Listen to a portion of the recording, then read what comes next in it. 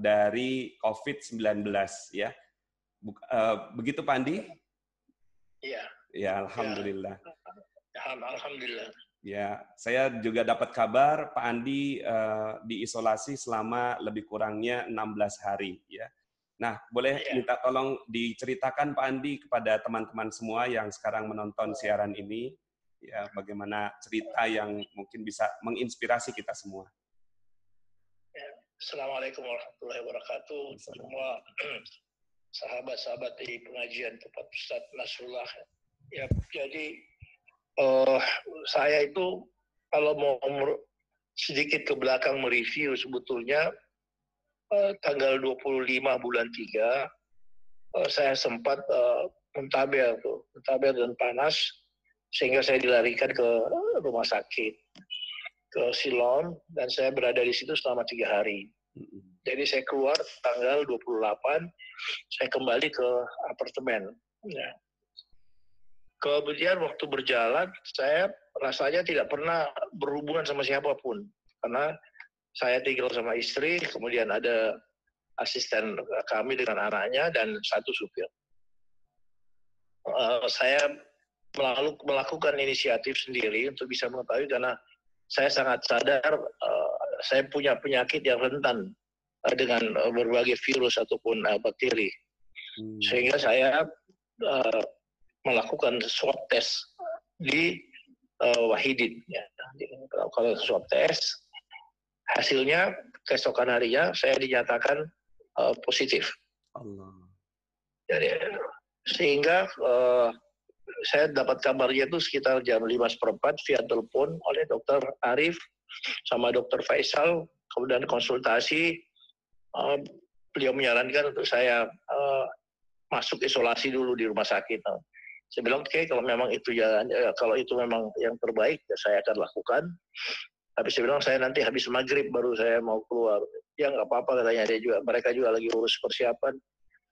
Jadi setelah maghrib, sekitar jam 6:30, jam 7 kurang seperempat, itu saya pergi ke rumah sakit di Unhas, rumah sakit Unhas. Itu tanggal berapa lebih kurang Pak Andi? Tanggal 7 itu, tanggal 7 malam. 7 April ya? Maghrib, ya. Subhanallah. Kemudian ya, jadi setelah masuk memang saya agak canggung dengan prosedur-prosedur yang begitu ketat bagi teman-teman yang pernah merasakan positif seperti saya ini. Waktu masuk itu dengan pakaian masih sudah normal, kemudian saya dibawa pergi ke CT scan. Kemudian dari situ CT scan sekitar jam 9 atau jam 10 saya sudah berada di kamar. Ya. Berada di kamar kurang lebih jam 11:30 karena dokter menunggu hasil CT scan saya. Kemudian mereka berdua, Dokter Arif dan Dokter Faisal, masuk ke kamar saya menjelaskan gitu. Mencoba mentrace dengan siapa saya berhubungan atau siapapun juga. Saya katakan, rasanya saya nggak pernah, kecuali saya pernah masuk rumah sakit ya, di Silom sebelumnya 3 hari. Ya, karena dia melihat bahwa alhamdulillah saya tidak ada nampak gejala, walaupun termasuk foto CT scan-nya itu gitu loh, sangat sedikit gitu. Dia bilang memang ahli paru-paru yang bisa melihat ada gejala begitu ya, ada positif. Jadi saya ikutilah semua proses yang ada di dalam rumah sakit lah. Itu saya kan dapatkan kabar kalau Pak Andi ini sebenarnya pertama ya, umur sudah 70 tahun ya Pak Andi ya? Ya, nanti insya Allah Agustus 70 tahun. Kemudian riwayat kesehatannya juga bagi saya luar biasa, pernah diabetes 30 tahun, suntik insulin 15 tahun. Kemudian kalau diabetes sampai sekarang Ustaz. Sampai sekarang ya. Ya, kemudian apalagi diabetes Pak? Itu kan sudah ada di badan seumur hidup lah itu kan gitu. Jadi saya sudah menjalani insulin itu 15 tahun lah. Allah. Jadi 2007 saya waktu melakukan check up ke soal diabetes saya di Singapura, saya iseng aja gitu. Saya sebetulnya dapat betul karunia dari Allah. Ini saya kasih tahu ya, karena itu semua secara spontanitas. Jadi tidak ada arahan bahwa saya ke dokter diabetes. Kemudian saya mau periksa ginjal saya apa saja. Saya hanya intuisi saya. Mungkin dulu itu saya anggapnya intuisi. Kalau sekarang saya menganggap bahwa itu adalah karunia Allah diberikan kepada saya. Bahwa itu saya tiba-tiba minta aja sama dokter saya bahwa saya mau CT scan saya kidney. Kenapa? Ya, saya sadari bahwa fungsi ginjal itu akan sangat berpengaruh oleh adanya penyakit diabetes gitu. Oh ya pergi saja gitu. Jadi saya pergi. Kemudian keesokan harinya saya kembali lagi ketemu itu dokter. Terus dia bilang, saya lihat foto kamu itu kamu harus pergi bukan CT scan aja, ada istilah yang lebih di atasnya gitu. Dia bilang, kamu pergi cek di situ gitu. Nah, jadi saya pergi lagi cek itu. Saya kembali itu dokter itu kan nggak ada yang basa-basi kalau di Singapura. Itu saya bilang, saya kira kamu harus pergi konsultasi sama dokter bedah. Kenapa ya? Kelihatannya ginjal kamu ada CA itu. Allah, jadi ginjal cancer berarti ya, cancer ginjal ya? Ya, nanti setelah keluar hasil ada istilahnya yang diperiksa itu stadium 2. Allah, stadium 2 ya. Stadium 2. Jadi dioperasi lah, saya ingat operasi itu 22 Oktober 2007. Saya sangat ingat sekali karena saya masih tinggal di Makassar gitu. Di Jakarta saya bolak-balik aja gitu. Jadi ada istilah saya sama istri saya bilang, kita aja lah ya, kita niat pindah aja bahwa hidup kita sekarang ada di Makassar itu. Jadi kita tidak tinggal di Jakarta gitu. Jadi saya niat begitu dan itu bulan puasa gitu. Ada 2 dokter di sana, kebetulan teman saya diskusi, dia bilang, usah lah, nanti aja, saya bilang. Tapi saya udah tekad diri gitu loh, ya kan. Terus Prof. Idrus juga selalu kontak saya, ada begini kabarnya, iya, saya bilang, ada foto-fotonya saya bawa. Ya benar, jadi saya ke Makassar, masih puasa kalau nggak salah itu, Prof. Idrus lihat. Saya bilang, sudah, operasi aja. Oh iya, saya sudah niat gitu. Saya bilang saya sudah niat. Ya nanti saya temani apa segala. Oh iya, terima kasih Prof. Memang karena kami keluarga gitu. Jadi saya ikut. Seminggu setelah puasa, jadi Lebaran, 10 hari setelah Lebaran, saya udah tekad pergi, nggak mau dengarkan orang itu. Jadi saya sudah saya pergi ke Singapura, persiapkan diri saya untuk memang saya mau operasi. Iya. Ya itu jadi itu ada diabetes juga, ada ginjal juga. Biasanya untuk yang seperti ini kan pasien COVID nggak gampang ya Pak Andi ya?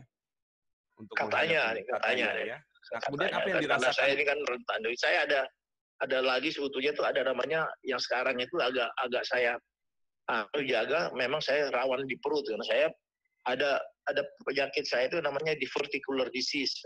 Jadi diverticular disease itu dan dinding saya punya usus itu agak berlubang-lubang itu. Allah. Nah, jadi di usus paling bawah, di usus besar, usus kecil, usus besar di bawah itu sebelah kiri. Kalau saya punya BAB itu tidak lancar, dia kemudian kotoran itu masuk ke dalam usus itu, ke lubang itu mengakibatkan infeksi dan itu menjadi kram saya, agak sedikit kram gitu. Nah, gitu. Ya, jadi subhanallah ya, Allah Subhanahu wa taala kasih keajaiban buat Pak Andi. Jadi didiskusikan dokter di Singapura mereka sarankan tidak mau untuk tidak lakukan operasi. Saya bilang, terus gimana ngatasi? Dia bilang, ya paling kita lihat aja, kita amati ini gitu loh. Ya kan kita amati apa sejauh mana ini gitu. Itu aja yang bisa kita inikan. Ya. Nah, kemudian untuk kembali ke yang COVID ini Pak Andi ya, saat itu kan hubungi saya, kemudian saya sampaikan Pak Andi untuk Garbutala ya. Waktu itu dapat ayat apa ya Pak Andi?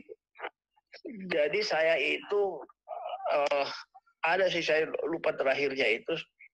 Saya dapat Garbutala ini, saya punya ponakan juga, si Andi Diana ini yang sarankan saya. Dia bilang, kita pergi lah.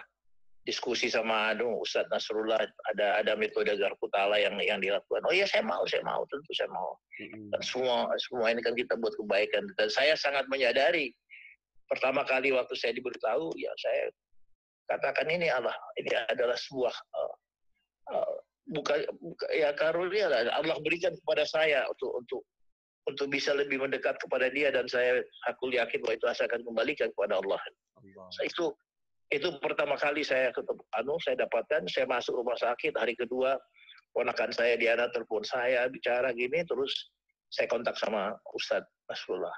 Nah, jadi saya baru jalankan itu ke Ustadz itu setelah hari keempat, karena saya hanya punya, biasanya saya ada Quran saya, ini Quran saya selalu saya tiap hari itu saya baca-baca, tiap waktu itu selalu saya baca 1 lembar, 2 lembar, ini sambil berjalan lah gitu. Terus kemudian ponakan saya itu kan kasihkan saya buku terjemahan, jadi sehingga saya baru bisa saya melihat caranya. Dan terakhir itu setelah saya Ustadz kontak saya niat kontak, tapi rupanya Ustadz begitu saya rasa bahwa ada memperhatikan dalam proses saya lebih memperdalam masalah garpu tala ini, sehingga Ustadz yang mengambil alih dulu telepon saya gitu. Jadi terus saya sampaikan tiap waktu itu ada ayat.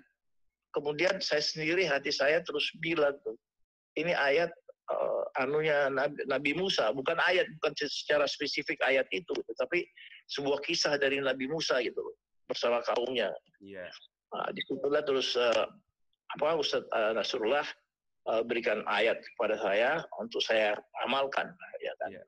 Amalkan. Nah, waktu itu doanya adalah Robbi ini. Ya, doanya itu Allahumma inni zalamtu, Allahumma inni zalamtu nafsi. Yasfi. Allahumma Rabbi inni zalamtu yasfi fa'firli. Dan itu artinya bahwa ya Allah, aku telah menzolimi diriku sendiri, maka ampunilah aku. Nah, itulah yang amal yang saya dapatkan. Nah, kemudian itu dizikirkan terus ya Pak Andi, sampai kemudian... Ya, sampai sekarang saya zikir tiap waktu saya dalam doa. Selain semua doa-doa yang umumnya, tentu semua sahabat-sahabat sudah tahu doa Nabi Yusuf, doanya Nabi Ayub, gitu. Yeah. Dan ada satu ayat yang selalu saya bawa untuk yakinkan diri saya, itu adalah di surat Asy-Syu'ara nomor 80. Wa iza maridtu fahuwa yasfin. Dan apabila aku sakit, dialah yang menyembuhkan aku. Dan itulah doa yang selalu saya bawakan. Dimanapun saya sakit itu. Subhanallah. Ya. Baik, alhamdulillah ya, ini ceritanya sangat menginspirasi. Beliau adalah tokoh nasional yang telah membanggakan Indonesia ya. Dan alhamdulillah saya pun merinding ini Pak Andi ya. Dan mudah-mudahan cerita dari Pak Andi ini menginspirasi semua bahwa sebenarnya Al-Qur'an udah menjadi solusi ya. Udah menjadi solusi bagi kita semua kaum muslimin ya. Mudah-mudahan Allah Subhanahu wa taala rahmati Pak Andi ya, bisa terus beraktivitas dengan baik Pak Andi. Mungkin ada pesan-pesan buat kita semua Pak Andi yang menonton di sini?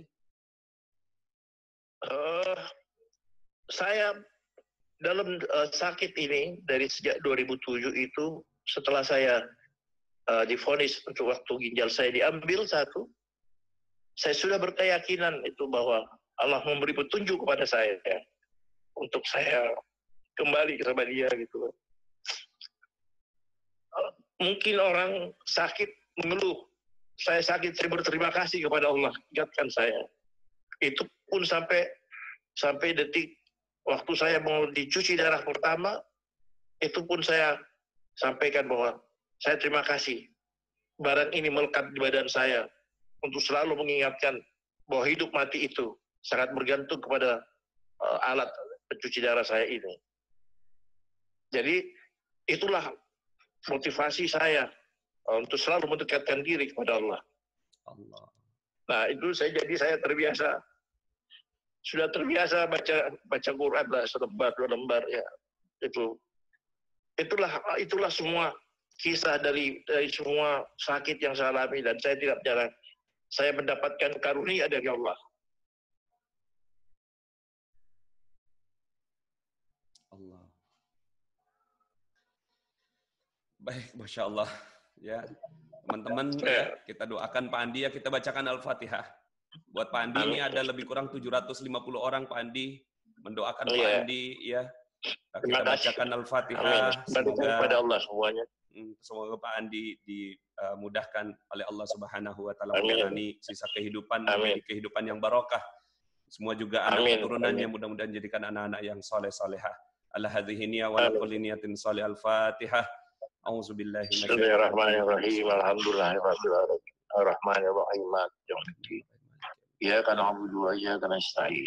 Ihdinas siratal mustaqim. Siratal ladzina an'amta 'alaihim ghairil maghdubi 'alaihim.